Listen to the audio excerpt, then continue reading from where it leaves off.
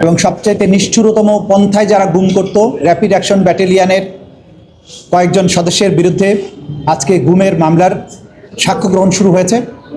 প্রথম সাক্ষী হিসাবে গুমের শিকার 2016 সালে গুমের শিকার হয়ে 8 বছর ধরে গোপন বন্দিশালায় আটক ব্যারিস্টার মীর আহমদ বিন কাশেম প্রথম সাক্ষী হিসাবে আজকে ট্রাইব্যুনালে তার জবানবন্দি উপস্থাপন করছেন।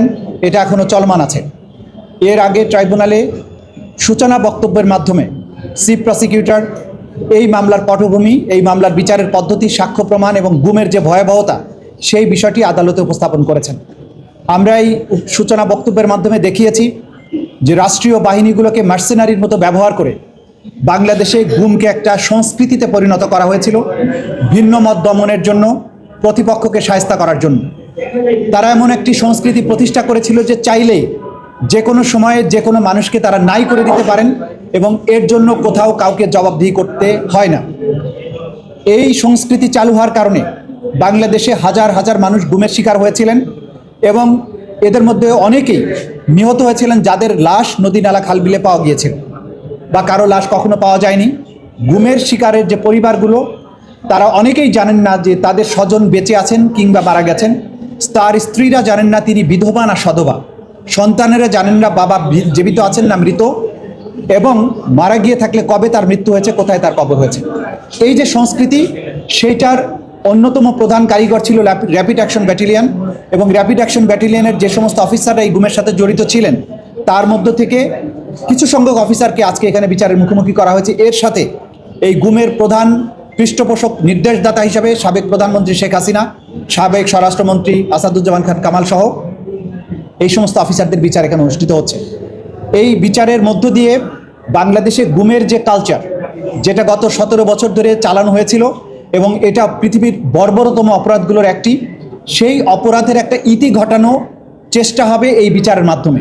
এই বিচারের মাধ্যমে অতীতে সংগঠিত অপরাধের শুধুমাত্র দায়মোচনী নয়, ভবিষ্যতে গুমের মতো ভয়াবহ জিনিস যাতে সমাজে ফিরে আসতে না পারে সেই জন্য এই বিচার আমরা চেয়েছি এবং সেই বিচারের প্রক্রিয়া এখানে শুরু হয়েছে। এর বাইরে আজকে 2024 সালের জুলাই এবং আগস্ট মাসে ইন্টারনেট বন্ধ করে দিয়ে গণহত্যা চালানো, গণহত্যাকে বিশ্ববাসীর দৃষ্টি থেকে আড়াল করার দায়ে আসামি জুনায়েদ আহমেদ পলক এবং সজীব অজেদ জয়ের বিরুদ্ধে আনুষ্ঠানিক অভিযোগ গঠিত হয়েছে এবং 18ই ফেব্রুয়ারি 2026 তারিখে এই মামলার সাক্ষ্য গ্রহণের দিনের জন্য নির্ধারণ করা হয়েছে। সেই মামলাতেও আমরা বলেছি যে এই দুজন আসামি যারা বাংলাদেশের ইন্টারনেট ব্যবস্থাপনার দায়িত্বে ছিলেন, তারা নানানভাবে নিজেরা যেমন উস্কানি দিয়েছেন, হুকুম দিয়েছেন, তাদের নানান ধরনের টেলিফোনিক কনভারসেশন ছিল। তারা গণহত্যাকে আড়াল করার চেষ্টা করেছেন এবং পরিকল্পনা করেছেন কিভাবে ইন্টারনেট শাটডাউন করে, ব্ল্যাক আউট করে দিয়ে কিভাবে গণহত্যা চালানো যায়। সেই দায়ে তাদের বিরুদ্ধে অভিযোগ গঠিত হয়েছে। তাদের বিরুদ্ধে প্রথম সাক্ষী উপস্থাপনের মধ্য দিয়ে এই বিচার প্রক্রিয়াটাও একটি পরিণতি পাবে এবং তারা যে অপরাধ করেছেন বাংলাদেশের জনগণের উপরে, সেই অপরাধের প্রায়শ্চিত্ত তাদেরকে করতে হবে আইনি প্রক্রিয়ার মধ্য দিয়ে। এই ছিল আজকের দিনের মোটাদাগে প্রসিডিংস। র্যাবের বিষয়ে একটা কথা ছিল যে তো মার্কিন যুক্তরাষ্ট্রে তাদের ব্যাপারে একটা নিষেধাজ্ঞা রয়েছে, র্যাব বিলুপ্তির একটা দাবিও উঠেছিল। তো সেই ক্ষেত্রে এখানে তো বিচার হচ্ছে ব্যক্তি, র্যাবের বিলুপ্তির জন্য আপনারা কোনো আবেদন করবেন কিনা? এই প্রসঙ্গ এখন আমাদের বিবেচ্য বিষয় নয়। আমরা অপরাধকে দেখব, অপরাধের বিচারের ব্যাপারে কথা বলবো।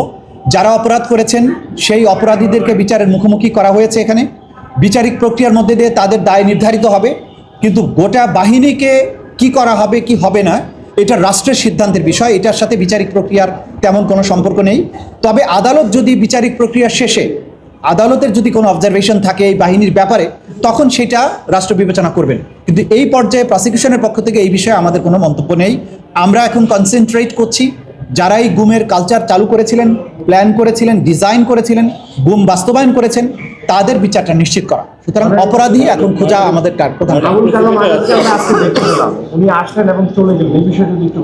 সেটা যে আপনারা যা দেখেছেন এটা আপনারা জানেন। আমাদের কাছে একটা অ্যাপ্লিকেশন এসেছে যে তিনি আত্মসমর্পণ করার জন্য আবেদন করেছেন। সেটা যখন উনি আত্মসমর্পণ করবেন তখন আমরা বলতে পারবো। যতক্ষণ পর্যন্ত এটা কোর্টে না উঠছে ততক্ষণ পর্যন্ত আমাদের কোনো কমেন্ট নেই। আরেকটা বিষয় যে সজীব অজেদ জয়ের পক্ষে স্টেট ডিফেন্স তিনি বলেছেন যে এখানে ইন্টারনেট বন্ধের জন্য তার বিরুদ্ধে যে হত্যা এবং হত্যা চেষ্টার যে অভিযোগ এনেছে সেটি সম্পূর্ণ আইনের বাইরে গিয়ে হয়েছে। এই বিষয়ে প্রসিকিউশন কি বলবে? আইনের জবাব আইনের মাধ্যমেই দেওয়া হবে, আদালতের সাক্ষ্য প্রমাণের মাধ্যমেই দেওয়া হবে। তাদের নির্দেশনা ছিল কিনা, ষড়যন্ত্র ছিল কিনা, তারা গণহত্যাকে ফ্যাসিলিটেট করেছেন কিনা বা এই এন্টায়ার প্রক্রিয়ার ষড়যন্ত্রের সাথে তাদের সম্পৃক্ততা ছিল কিনা, এগুলো ম্যাটার অফ ট্রায়াল। এগুলো তারা তাদের আসামিদের ব্যাপারে তো সবাই বলবেন যে তার আসামি নির্দোষ, কিন্তু আদালতেই প্রমাণিত হবে সাক্ষ্য প্রমাণ শেষে যে সত্যিকার অর্থে তিনি দোষী না নির্দোষ। সুতরাং শেষ সাক্ষ্য গ্রহণের আগ পর্যন্ত অথবা রায় ঘোষণার আগ পর্যন্ত ওনারা যা ওনাদের আসামিদের পক্ষে যা বলার আছে বলবেন, কিন্তু বিচার আনতেই নির্ধারিত হবে সত্যিকারের দোষী না নির্দোষ। তারা বিদেশি নিয়োগ বা আইনজীবী নিয়োগের বিষয়ে কথা বলেছে, অনুমতি পেয়েছে, এই বিষয়টা অনুমতি পায়নি। বিদেশি আইনজীবী নিয়োগের জন্য যে ফর্মালিটিস আছে, বিভিন্ন অ্যাপ্লিকেশনে সিগনেচার করার, সেই সিগনেচার করার জন্য তারা অনুমতি নিয়েছেন জেল অথরিটির কাছে, যে জেল অথরিটি যেন আসামিকে অনুমতি দেয় বিভিন্ন ডকুমেন্টসে সাইন করার, সেটার অনুমতি নিয়েছেন। বিদেশি আইনজীবী নিয়োগ হয়নি এখন। Thank you. এই ছবি নাও, রায় আছে, মিলন। তিনি অ্যারেস্ট হওয়ার ছিলেন না আজকে যখন আসলেন সম্মুখে? অ্যাপ্লিকেশনটা যেটা আমাদের হাতে আমরা পেয়েছি সেটার বাইরে আমরা বলতে পারবো না। সেখানে একটা আদেশ আছে, গভর্নমেন্টের একটা আদেশ, যে তার বিরুদ্ধে যে রায়টা দেওয়া হয়েছিল সেটার কার্যকারিতা স্থগিত করা হয়েছে। স্থগিত করার মাধ্যমে বলা হয়েছে যে তিনি আত্মসমর্পণ করে আপিল করবেন, এই শর্তে এটাকে স্থগিত করা হয়েছে। সুতরাং এটা হচ্ছে পজিশন। বাকিটা আদালতে যখন উঠবে, আদালত যেভাবে আদেশ দিবেন সেটার ভিত্তিতে আমরা কথা বলতে পারবো, তার আগে আমাদের আসলে বলার কিছু নেই।